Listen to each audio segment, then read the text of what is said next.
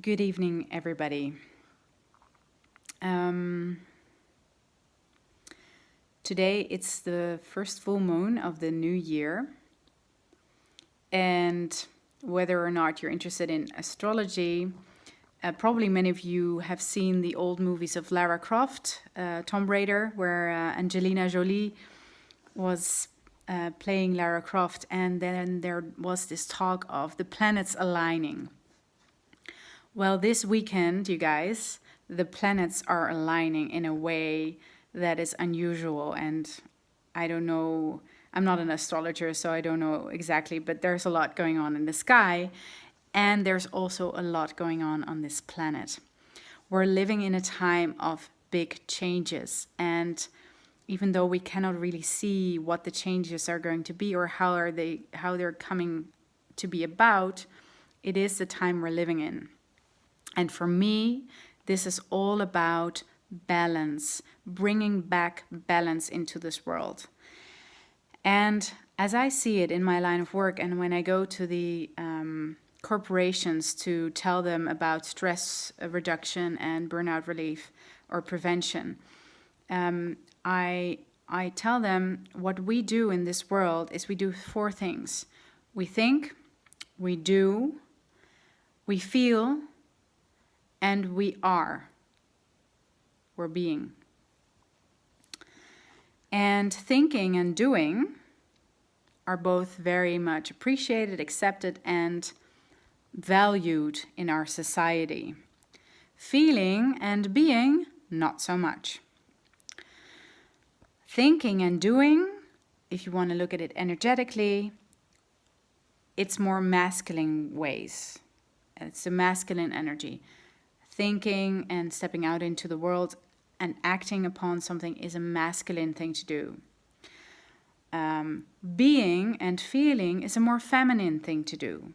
Think of a woman who is pregnant. She doesn't need to do a thing in order to grow a baby inside of her and give birth.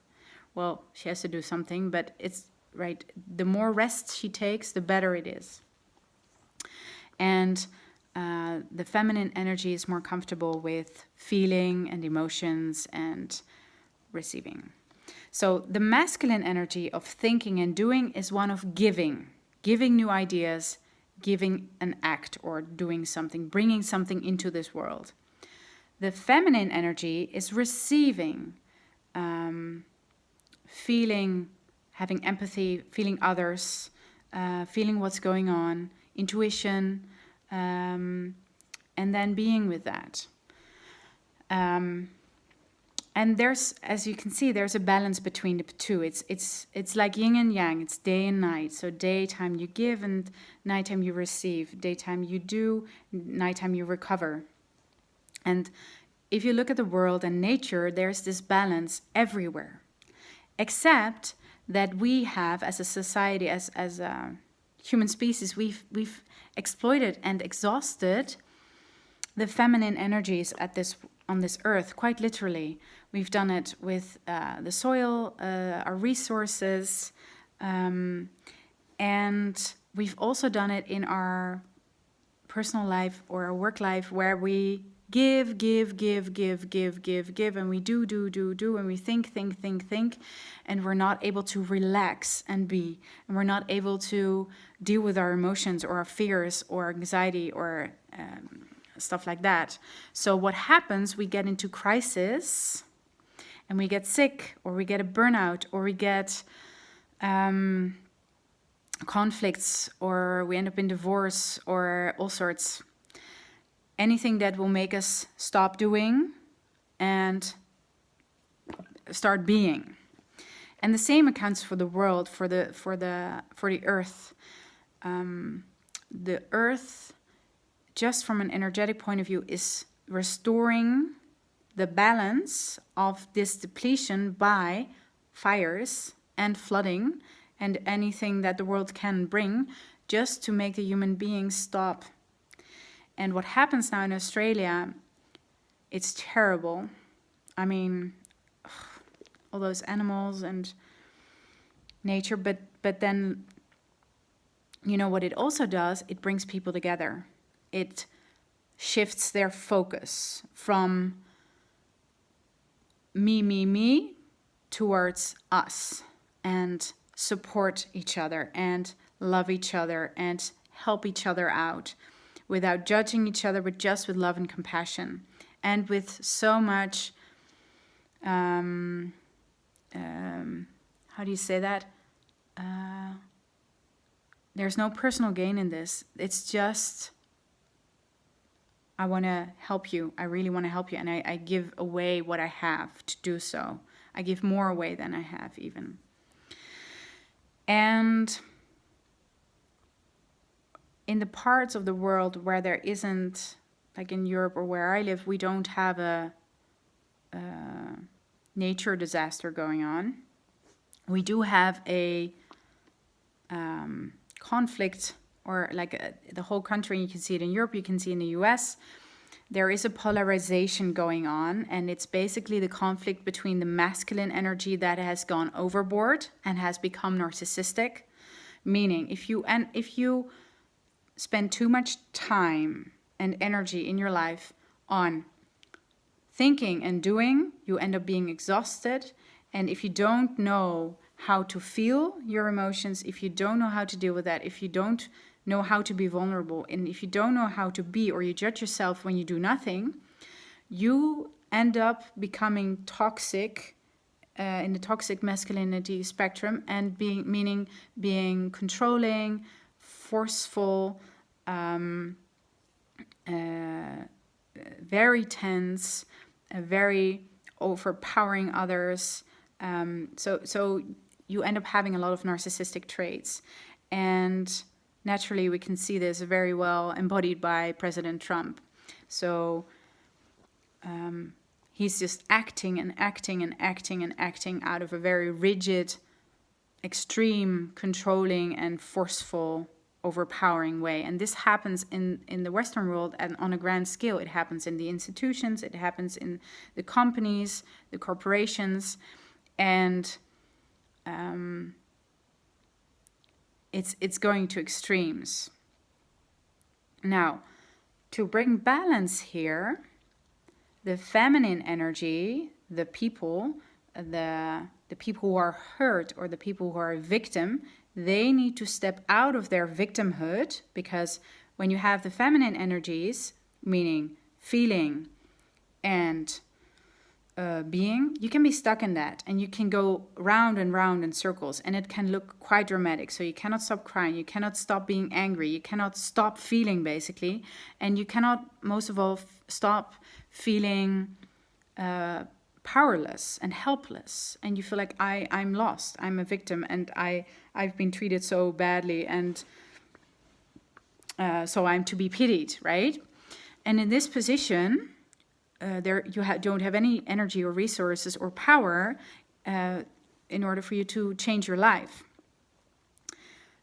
But this is exactly what we must learn. We must learn to step into our power and take up our rightful space on this earth, meaning we're not anymore being pushed away or into a corner by corporations, by governments, by people in power. It means that we no longer tolerate the abuse of power in whatever way it's going on, whether that's in your relationship, whether that's in your family, or whether that's on a larger scale in your country or institution at work. It means that you need to start owning up to your integrity and to what you believe in, and look at your own conditioning and in what ways you avoid making that happen. So, for example, for me, it used to be for a long time that I wasn't allowing myself to speak the truth, to speak my truth, and to protect the abuser, or to protect the people or the institutions that are overpowering. Being the good girl, right? Allowing, being the good girl, always following the rules. And you make the rules, I don't make the rules. Anybody else makes the rules but me, and I have to follow them. And as soon as you state a rule, I have to follow it. It's that deep conditioning, right, coming from my childhood, where that was my way to survive and have a sort of good life in my family. because that was appreciated when I was a good girl. And for many of us, that's the case. And it can also be, of course, a good boy, good girl, good boy, doesn't matter. But it's the same pattern. And now it is really time that we're stepping out of our conditioning and patterns and own up our wounds, because they're ours, nobody else's. We cannot blame anybody else for it. Yes, maybe they were elicited a long time ago by somebody else, but we're grown-up people now, and we have to own them, and we have to heal them ourselves. And we have to take the steps to get out of our comfort zone and step into our power, or step into our truth, or step away from the abuse and stop pretending that everything's okay. Take off the mask and learn to be vulnerable. It's so important. So we need to restore balance. We need to restore our ways to feel the feelings we have, let out the pain we have, face our fears, and then be with that and accept the situations that we're in order to get new ideas and put them into action to start building a better and new future. And this also means that should you be already in a place of power, it also means that you have to take off your mask there, because yesterday I had a very interesting conversation with a politician in the Netherlands, and he was saying, you can hardly blame a politician that is going all over the place with his policies, because he wants to, because of the people that are voting. So their voting is going all over the place. So it's logical that the politician then would do anything to keep the voter. But this would have worked 20 years ago in the 90s, but not anymore today, because we're living in a time where we need people to stand up for what they believe in. And we live in a time where those people need to stand up and stand visibly for what they believe in, even though they can be shot at, even though they can be ridiculed. They have to stand up for what they believe in and put it into action. And when they can stay and remain in that way, then people can see them, and then they can also see, like, that's what I want to vote for, because that's what I believe in. Because people actually think, I don't see any politician who believe in something anymore. There's a few, thank God, and they gain a lot of media attention as well, and they're having good responses. And I'm thinking right now of Alexandria Ocasio-Cortez, I hope I pronounced that well, in America, or Marianne Williamson, who has a very outspoken new way of doing politics. Jacinda in New Zealand, the Prime Minister, she has a very new approach, and also the new Prime Minister of Finland. These women have very different approaches to politics, and they're not afraid to go out there and present their new ways and own them. So back to the politician or the politics here, or when you're in a position of power, it might be very scary to start owning up what you believe in. Some years ago, I was working as a doctor in the hospital, and I am a firm believer of meditation, and I was already at that time. But back then, meditation was still kind of something very spiritual, very...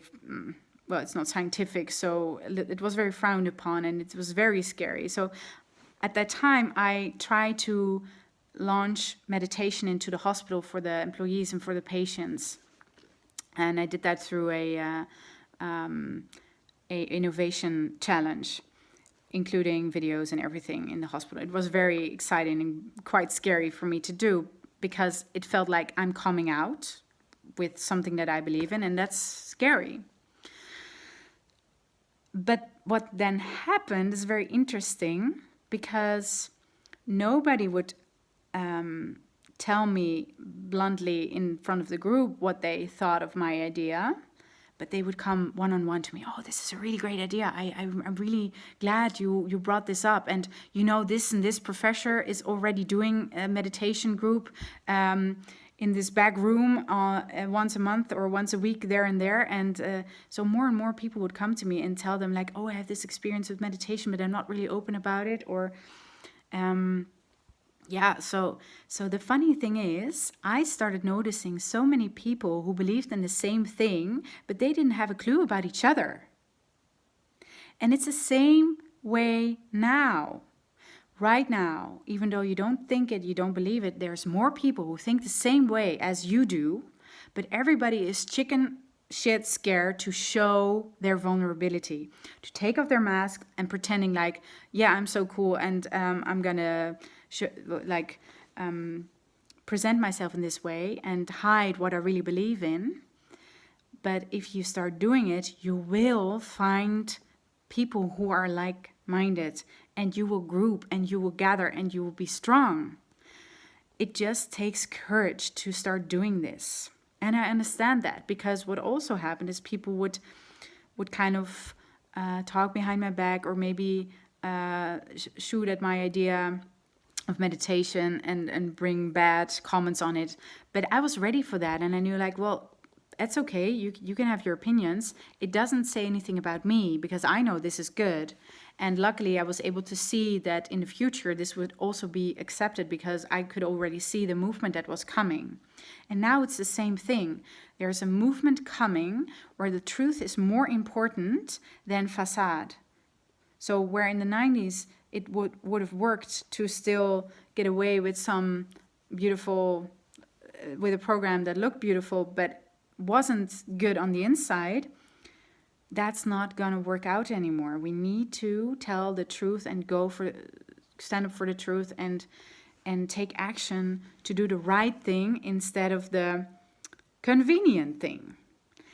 Meaning we have to confront the corporations. When we're in a government, we have to confront the corporations, and we should balance out the power. So where there's too much power, we need to push back, and we need to take back our power and our space. So that is restoring the dynamics and balancing of the energies of this time. And it means we don't get away with hiding from our fears anymore. We need to confront them. We all have fears. We all have conditioning. We all have behavior patterns. And now is the time to change them and to start doing what we really believing, and to start saying what we're really believing, and to take action on what we really believe in without knowing where it's going to go or how it's going to go, or whether we're going to succeed. We don't know, but there's only one way to find out, and that's by beginning and doing it anyway, being scared and doing it anyway. Now is really the time. So this can occur in different stages. It can mean that you have to own up to the fact that you're actually burned out, and that you're extremely vulnerable, and that you're very uncomfortable with this, but that you have to own up to it because there's no way with getting around it. Or it can also be the case that you have to own up to the fact that you have to step into your power and take action, and stop feeling so much, and stop sitting at home so much and complain about the world, for example, but just take action and do whatever you think or feel is right, without knowing that it could be done, or without having the approval or the confirmation that it's going to work out. We just have to start taking the first step. It's like walking a staircase, taking the next step without seeing the rest of the staircase. We don't know yet what it's going to look like, but it doesn't mean we need to stay down and not take any steps, because then we're not going to get anywhere for sure. And time is going to catch up with us, because we do have this desire to change the world, and more people have this desire than you think. It's so interesting to me.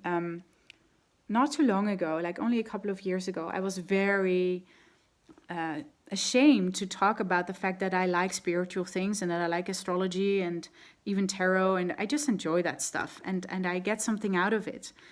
And as a scientist, and I'm a doctor and everything, I felt, oh my God, I can never say something like this without being ridiculed and being called a charlatan. And now I'm okay with it. And not because, like, there's still going to be people who are going to call me this, but I'm okay with me. I'm okay with liking it. I'm not ashamed of it anymore. I worked through my shame. And the same journey is ahead of you when you believe in something and or you like something that is yours, and to start showing that to the world, whether you want to be meaningful with that or not, whether you want to have influence with that or not, it doesn't matter. Already just showing what you are actually about, that makes you vulnerable. But if you're okay with that vulnerability, and when you're okay with wanting that or having that, you're more powerful than ever, because nobody can take that away from you. Being truly powerful means to be okay with your needs, boundaries, and emotions. To not have any guilt or shame about that. That's what it means to be truly powerful. And that's quite a challenge. But that's what we're in the game for. That's what we're here to learn. That we're more powerful than we think.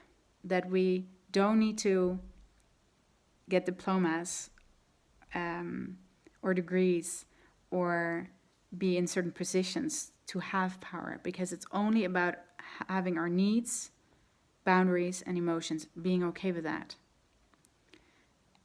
That's what makes us truly powerful, and that's also what makes us human.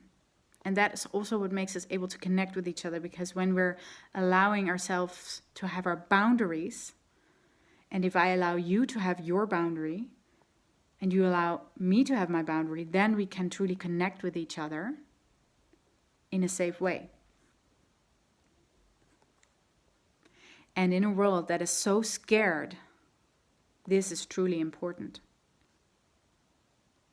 So we need to learn, where do we overstep other people's boundary out of abuse of power?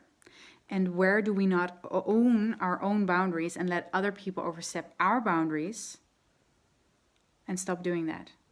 So for example, many people please others in order to be appreciated and in order to be loved. So they have a belief system, and I had it too, I need to give you this, otherwise I'm not good enough. Otherwise you're not going to love me. Otherwise you're not going to like me. And with that behavior, I overstep my boundaries. And it's going to cost me. And I'm going to end up hurt, abused, or sick. And it's our responsibility to start owning our boundaries. Doesn't mean that the abuser, that you gave way to the abuser. I mean, if somebody shoots a bullet, he's responsible for shooting, for sure. But if you voluntarily put yourself constantly into the line of fire, because you believe you have to give yourself away all the time out of lack of self-worth, that's on you. You need to start walking away. You need to start owning your boundaries and work on your self-love, because that is your wound to take care of. So right now we're living in a time where we all need to take care of our own wounds, trauma, conditioning, and pattern in our behavior. So we get conscious, so we get aware of it, and so we can change it for the better, and so we can step into more beneficial action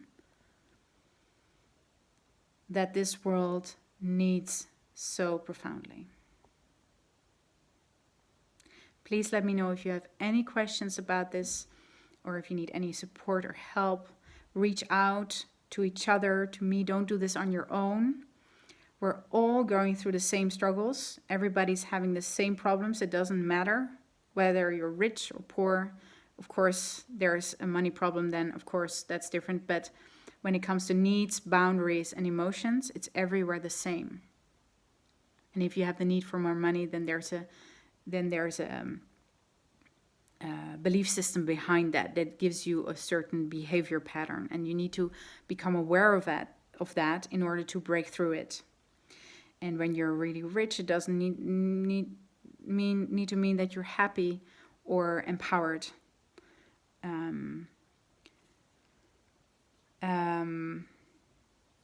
Yeah, I'm thinking, should I go there? Okay. Meghan and Harry, they made this announcement yesterday that they're stepping away from the royal house, but not entirely. So they're seeking independence, but they also want to stay connected. And I think they're looking for middle ground. And that is a very brave thing to do, because in this world at this time, we're only thinking in polarization. We're only thinking black and white. We're only thinking in or out, nothing in between. And like everybody's saying who's responding to this has never been done before. And this is the course of things, how things are going to go. We're going to see a lot of things that haven't been done before, you see? And they're a perfect example of this. They're looking into their own needs and boundaries that are hard to keep up in the environment that they were in. And I think we all can understand that and see that. So they looked for a way, they took responsibility. They didn't stay in a victim mode like, oh, this is done to me, or I'm helpless, I cannot change it. No, they were brave. It's really brave what they did. And they stepped out and said, this is how we want to do it. Breaking all the rules with that, because it's never done before. It's never been done before. But now they will have to figure out a way together, if they're brave enough, if the royal house or the queen and their family are brave enough to face this in the same way as they did, to work it out with each other. And it means that they have to look at their own conditioning and look at their own fears as well. And it's uncomfortable to do that. We'd rather keep going in the old ways and be safe, right? Let things stay the same. But that's not the time we're living in anymore. Things are going to change, and you have a choice to join that change and look at your shit, or you're going to be dragged through the mud, because change is coming anyway. Choice is yours. Take off your masks. Don't be afraid to be vulnerable. You're going to find beautiful connection through vulnerability, because nobody can see you when you're still wearing your mask, when you're pretending, when you're behind a facade. And people are ready to choose the real you. They're just maybe not the people you'd expect or you want, right? Sometimes it's people you spend a lot of your life with that they cannot handle your vulnerability, or they will eventually, but it will take some time and some stomach aches to get there, right? So it's a brave thing we're all going through, and but it's also inevitable. So thank you so much for watching. Please let me know in the comments what you think or what your thoughts are. If you have any questions and how this is turning up for you, I'm really, really curious to hear from you all over the world. And I wish you a really, really good weekend, magical weekend. Okay, bye.